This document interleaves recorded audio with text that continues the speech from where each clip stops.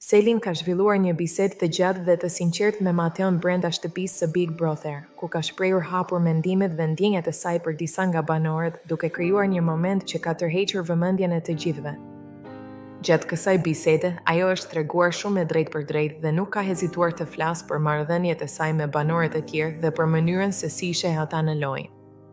Në një moment të bisedës, Selin është shprehur se nuk dëshiron ta marrë Inat mirin dhe se nuk ka qëllim të krijojë konflikt me të, por sipas saj, ai shpesh sillet në mënyrë të pamenduar dhe bën gabime që ndikojnë negativisht si tek vetja e tij, ashtu edhe tek marrëdhëniet me të tjerët. Ajo është shprehur se disa nga veprimet e tij e bëjnë të duket i paqartë në lojë dhe se shpesh nuk mendon për pasojat e vendimeve që merr. Selin i ka thënë Mateos se sjellja e mirit e bezdis dhe se nuk arrin të krijojë një lidhje të mirë me të.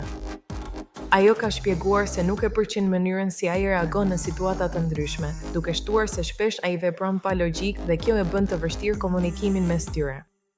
Megjithatë, ajo ka theksuar se nuk dëshiron të krijojë armiqësi apo tension të panevojshëm në shtëpi, por thjesht po shpreh mendimin e saj personal.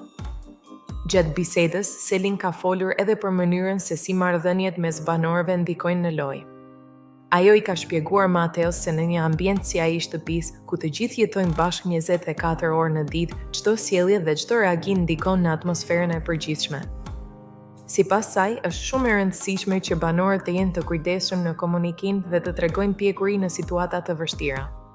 Një pjesë tjetër e rëndësishme e bisedës ka qenë momenti kur Selin ka folur hapur për pëlqimet e saj personale. Ajo i ka treguar Mateos se nuk ndjen asnjë tërheqje ndaj mirit dhe se nuk e sheh atë në mënyrë romantike apo emocionale. Përkundrazi, ajo ka pranuar se i pëlqen shumë më tepër Gimbo, duke theksuar se ndihet më mirë kur bisedon me të dhe se e vlerëson karakterin dhe mënyrën e tij të sjellurit. Selin ka shpjeguar se tek Gimbo i pëlqen qetësia, mënyra e komunikimit dhe energjia pozitive që ai transmeton.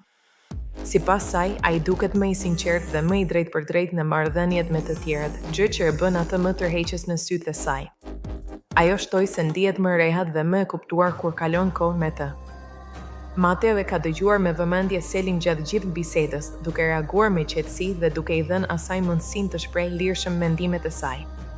Ai ka tentuar të kuptojë këndvështrimin e saj dhe ka diskutuar me të për mënyrën se si marrëdhëniet personale mund të ndikojnë edhe në strategjinë e lojës. Të dy kanë folur edhe për faktin se në një format si Big Brother, ndjenjat personale shpesh përzihen me strategjinë, duke e bërë lojën edhe më të komplikuar. Ata kanë rënë dakord se është e vështirë të ndash emocionet nga loja, sidomos kur jeton në një ambient të izoluar dhe në presion të vazhdueshëm. Selin ka shtuar gjithashtu se dëshiron të jetë e sinqertë me veten dhe me të tjerët, duke mos fshehur mendimet apo ndjenjat e saj. Ajo theksoi se preferon të jetë e drejtë për drejtë sesa të shtiret apo të krijojë situata të rreme vetëm për strategji. Biseda mes tyre ka vazhduar edhe me diskutime për atmosferën në shtëpi, marrëdhëniet mes banorëve dhe tensionet që krijohen çdo ditë. Selin është shprehur se dinamika mes banorëve ndryshon vazhdimisht dhe se çdo ditë sjell situata të reja që ndikojnë në mënyrën se si ata e shohin njëri tjetrin. Ajo ka theksuar se komunikimi i hapur është shumë i rëndësishëm për të shmangur keqkuptimet dhe konfliktet, por ka pranuar se jo të gjithë banorët reagojnë njësoj ndaj kritikave apo mendimeve të ndryshme.